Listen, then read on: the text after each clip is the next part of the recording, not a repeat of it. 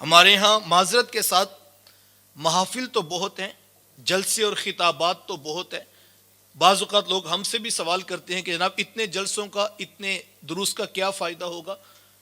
کیونکہ معاشرے میں برائی تو اسی طرح بڑھ رہی ہے. خیانت، کرپشن، جھوٹ، دھوکہ، فریب، بے حیائی، ہر چیز ہے کہ بڑھتی ہی جا رہی ہے. تو ان جلسوں کا کیا فائدہ؟ ظاہری بات ہے لوگ تو بات کرتے ہیں، تو اہل علم اس پر بات پر جواب بھی دیتے ہیں، لیکن ایک سوال تو جو ہے ایگزسٹ کرتا ہے معاشرے میں. تو میں ایک سادہ سی بات کہا کرتا ہوں، اگر آپ ناراض نہ ہو تو میں اس کو ایک جملے میں کہنا چاہوں گا. میں یہ کہا کرتا ہوں کہ ذرا 2 لمحے کے لیے دیکھیے کہ جن محفلوں کی آپ بات کر رہے ہیں ان محفلوں میں بچا کیا ہے؟ بکے ہوئے خطیب، بھانڈ قسم کے نقیب اور ڈانس کرتے نعت خواں ہم نے سٹیجوں پہ کھڑے کر دیے، اور پیچھے رہ گئی تھی عوام. تو وہ بینکوں سے نئے نوٹ نکال کر لے آئے اور انہوں نے کیمرے کے آگے کھڑے ہو کے کہا ذرا ایک سٹیٹس ہمارا بھی نکلنا چاہیے، انویسٹمنٹ تو ہم نے کی ہوئی ہے.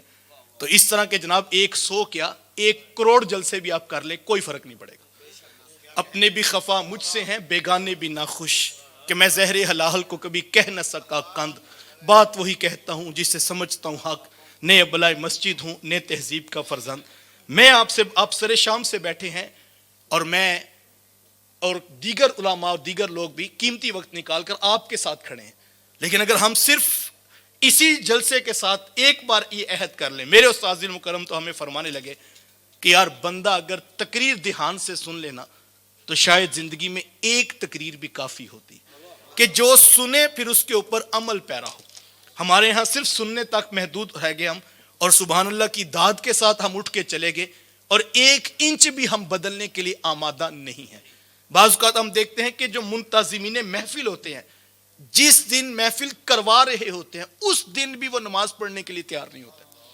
کلف لگے کپڑے پہن کے کبھی ساؤنڈ والا، کبھی جو ہے وہ دیگوں والے کے پاس، کسی سٹیج والے کے پاس فلاں نہیں پہنچا، وہ یہ گھوم رہے ضرور ہوتے ہیں. اور اس کے لیے کتنی محفلوں کے لیے کتنی راتیں بیٹھ کے مینجمنٹ کی جاتی ہے. لیکن کتنے افسوس کی بات کہ جس دن محفل کروائی ہے اس دن بھی ہم عشاء پڑھنے کے لیے تیار نہیں، اس دن بھی ہم فجر کے لیے مسجد میں آنے کے لیے آمادہ نہیں. اور تحریک بنے ہوئے ہمارے 30 سال ہو گئے ہیں، لوگ ہم سے بھی ٹائم مانگتے ہیں، ہم نے فلاں عالم کو بلایا، فلاں خطیب کو بلایا، بس یہ 2-3 نام رہ گئے ہیں، آپ بھی سفارش کیجئے. اچھی بات ہے، میں نفی نہیں کرتا، یہ خیر کا ہی کام ہے. لیکن میرا سادہ سا سوال ہے حضور والا، 30 سال ہو گئے ہمارا میلاد کا کوئی جلسہ قضا نہیں. پورے پاکستان کے خطیب ہم نے بلا کے، نقیب نعت خواں بھی ہم نے جو ہے مینج کیے، لیکن حالت یہ ہے ابھی 30 ممبر جو تنظیم کے تھے وہ بھی نمازی نہیں بن سکے. تو پھر سوچنا چاہیے. اقبال نے کہا تھا میرا نہیں بنتا تو نہ بن، اپنا تو بن.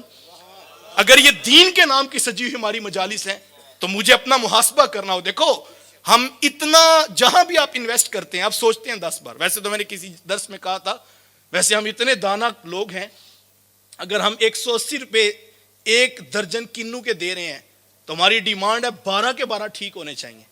اور اگر ایک بھی اندر تھوڑا سا خراب ہے تو ہم لینے کے لیے تیار نہیں ہیں. 180 روپے ہم 1 درجن کنو خریدیں تو ہم اتنے عقل مند ہیں، فہم و فراست رکھتے ہیں کہ ہم پوری تسلی کرتے ہیں ہماری ڈیمانڈ ہے کہ 12 کے 12 ٹھیک ہوں.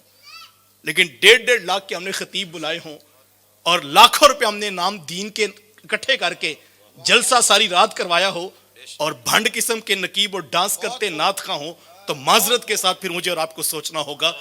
دین کا کام دین کے ساتھ ہونا چاہیے، اخلاص کے ساتھ ہونا چاہیے. تھوڑا ہو جائے، نہ جلسہ بڑا ہو، نہ سریلے خطیب آئیں، نہ ہمارے نعت خواں نامور ہوں، لیکن جو بلائے ہوں جب وہ گفتگو کر رہے ہوں، دلوں کی دھڑکنیں کہہ رہی ہوں، پیغام گنبد خضرا کے مکین کا سنا رہا ہے.